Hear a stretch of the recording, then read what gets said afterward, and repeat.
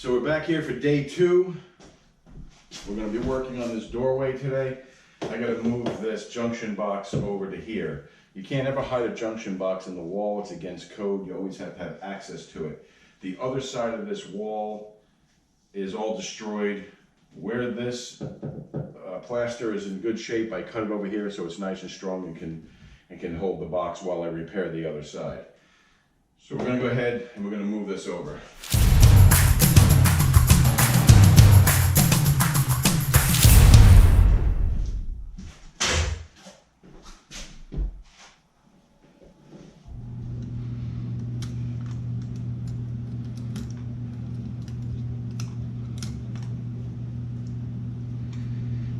Alright, so we got one wire coming from the top, so we're going to open the top hole, and we got one coming from the bottom, so we're going to open the bottom hole.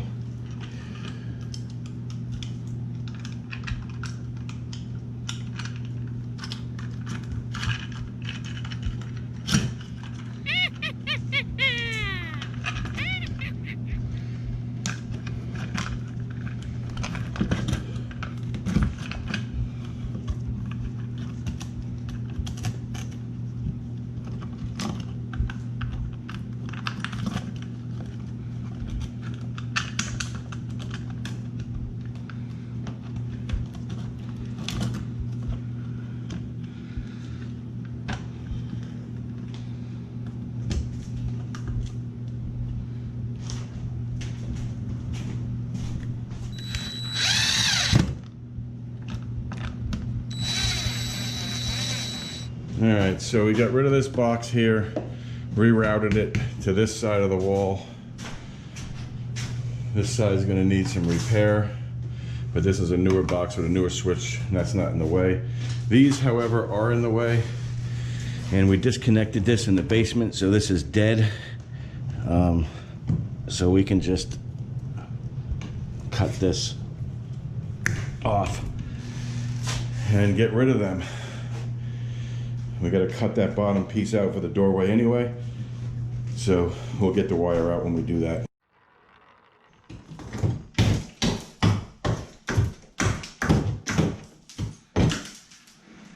So this is plaster, and they covered these holes in the plaster. They made these holes to run electrical wire there, here, and over to here.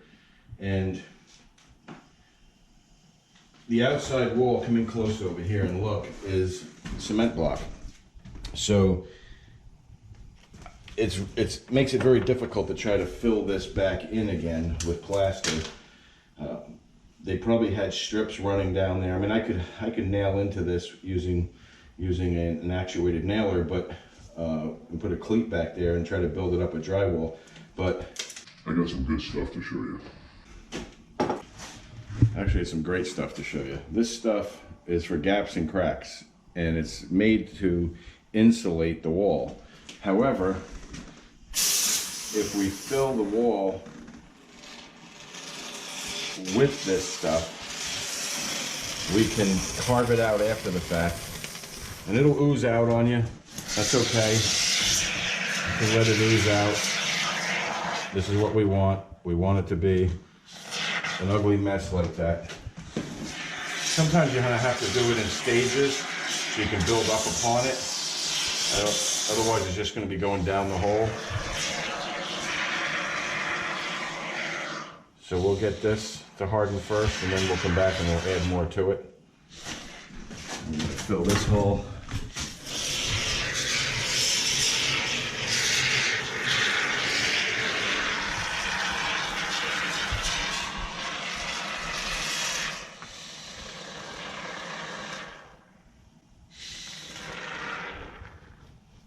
Another piece falling out.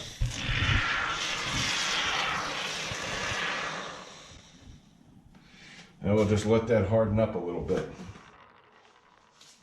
So while Kitana is closing off the other room, because we're going to make a little dust here, I was examining this, and this 2x4 here was added after the fact. That bottom plate 2x4 that's on the floor doesn't even go up against this stud. So it tells me that they added that in there and closed this in. This was probably a door way back when.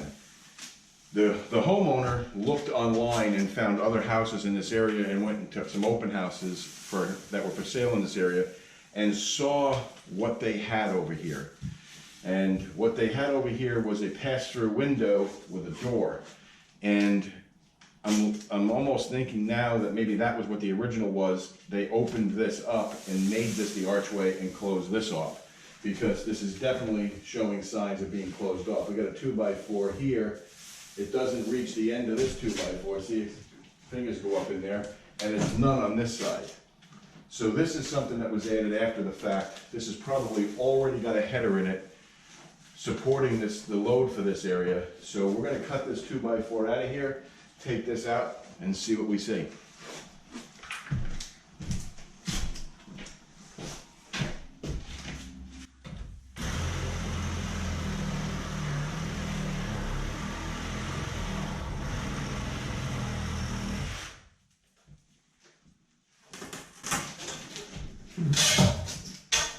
There's the door, all done. See you later.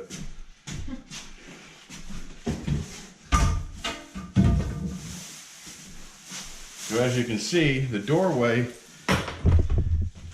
this is a wide enough doorway to enter the kitchen. We just got to get this out of here and see what's going on above it. And then we're going to create an archway just like that over here to hopefully match the look of that archway.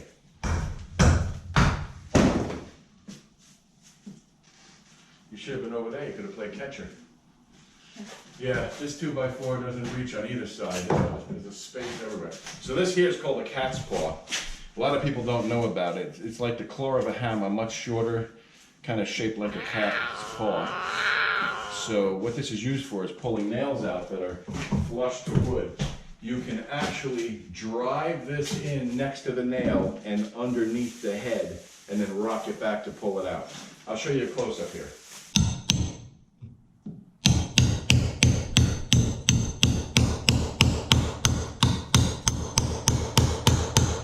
Okay, so you see that yellow worm running around there?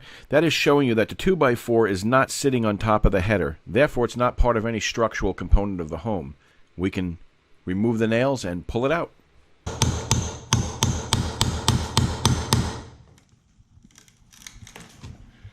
And of course, once you get it to that point, just use the claw of your hammer. And you can take the whole thing down if you want.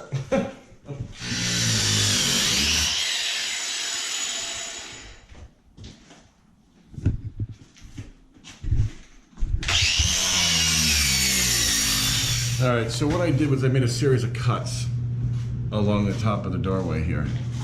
And they don't quite go to this 2x4 header, but they do go up close to it. And then I'm going to take the hammer and I'm going to hammer each one towards the 2x4. Not this way, because if I hammer it away from the 2x4 into the room, it'll probably bust out up here and I'll have to do more repairs. So we're going to take this bottom plate out now so it's a smooth transition. This side isn't attached to anything. We're just going to cut this side here. As you can see, my battery gets in the way of me doing a good job. So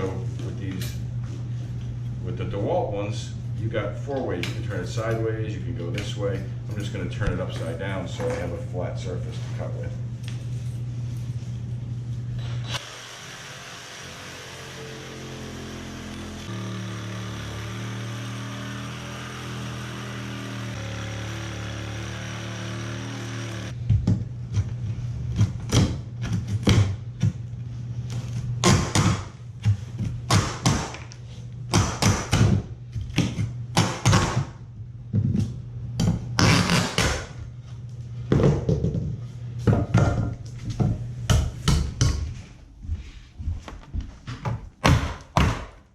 As you can see, there's a couple old wires right there.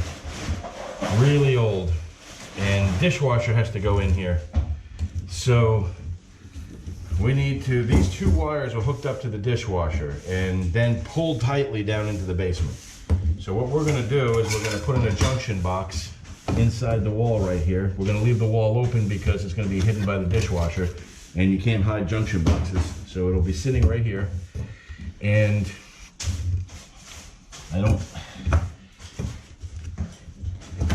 And I'll probably fasten it down to just like that so it's flush with the wall.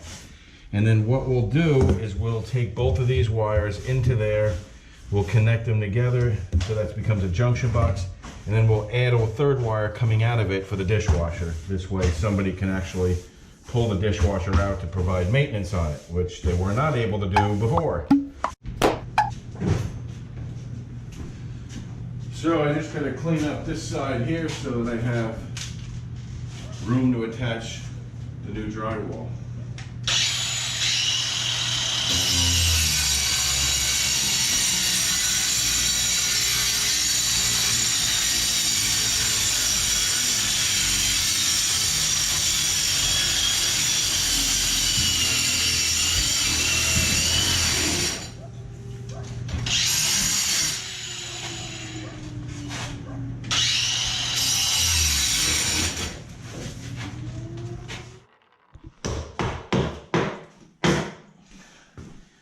Even got metal lath right to the back of that piece.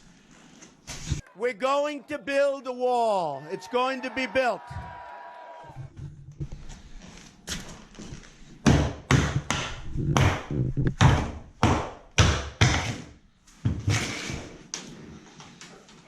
Inches right to there. That's a nice little patch we just that stuff on. Right there. Never mind that one. And then go to here.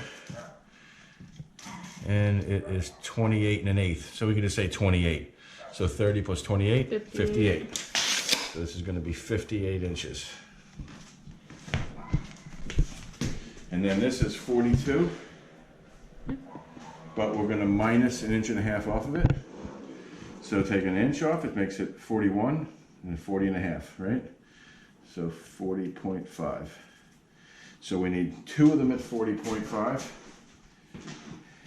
And then we're going to need studs in the middle too, every 16 inches. So you're going to need one here, here.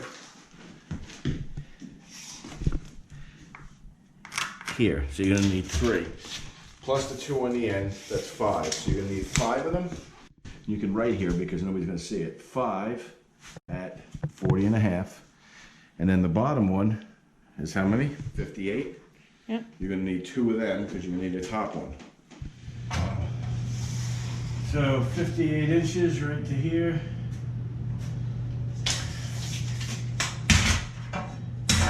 Put your pencil on the line, bring the square to it, draw the line.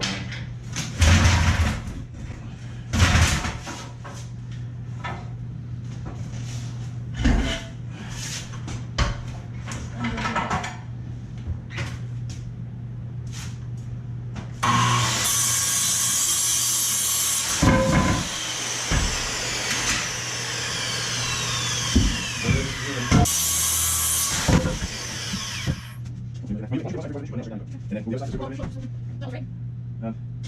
No, three quarters like this. No, turn it over.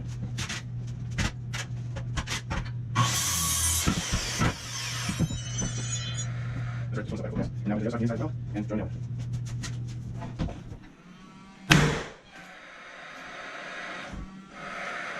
Turn it sideways. Turn it.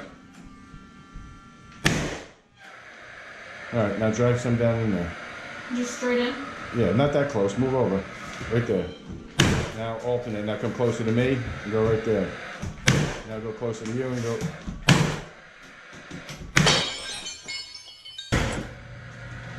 Alright, bottom's good. Yep.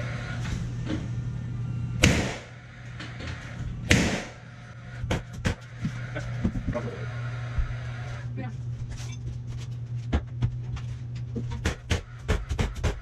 Start closing. That's the one.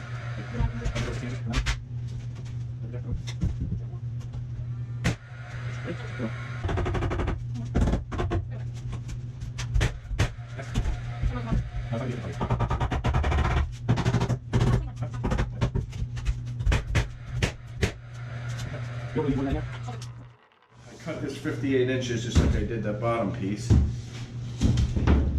so that it should fit in here, like so. And then we're just going to cut right along the top here.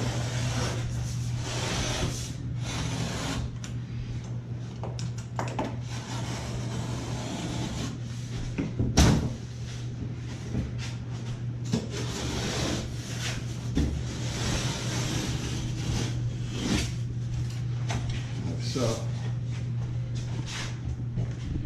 and then we'll screw this in. There's going to be a little bit of a lippage here, as you can see, but this lippage at the bottom too. We can't double it up only on half of it, so I'm going to use what I call positioning screws, or if you were doing it on a ceiling, you could call it an elevator screw, because it goes up and down or it goes in and out. See the space here?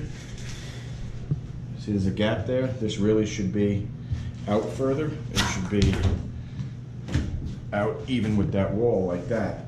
So that creates a problem. Now you can shim it at the top, you can shim it in the middle, you can shim it at the bottom. I'm going to use screws to do it. I'm going to show you how. So I'm putting a screw in there and I'm letting it stick out a little bit. And the more the merrier, really.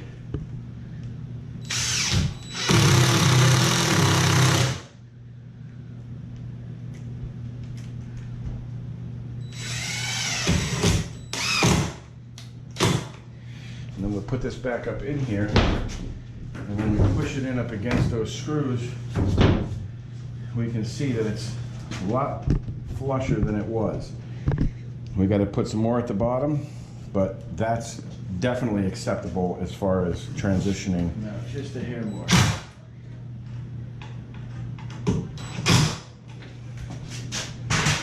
See what that does.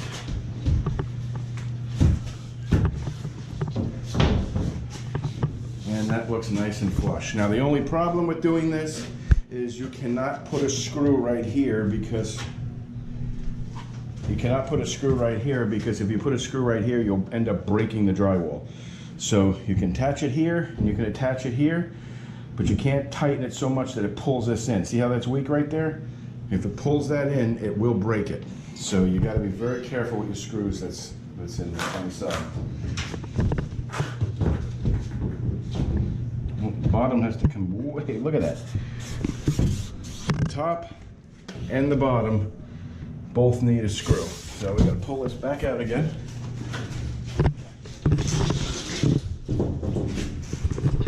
And it's not our work that's done this.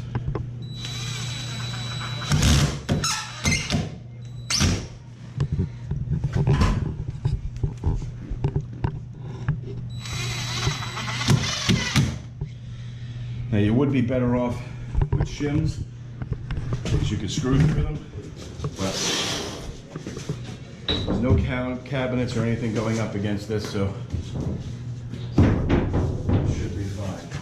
That's flush. That's got to come out a little bit. If you use shims, you gotta make sure that they're the exact thickness you need. That's a little bit more difficult than using positioning screws.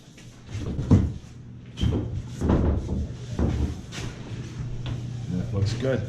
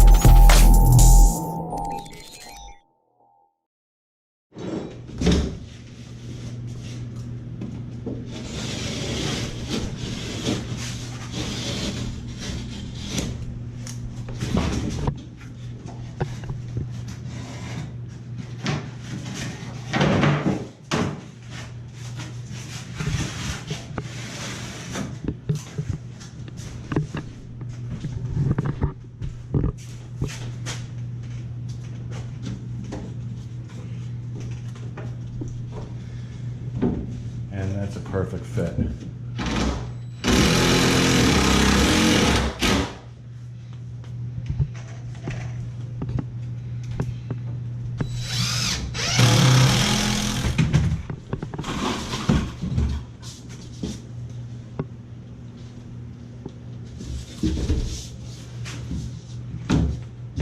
Yeah, that's a good fit. Pretty good. Pretty good.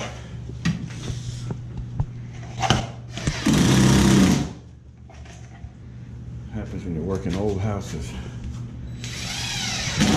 Oh my God, come on, now look at that. Isn't that wonderful? How about a round of applause? Thank you, thank you, thank you, thank you. So the wall's constructed and closed in with drywall panels.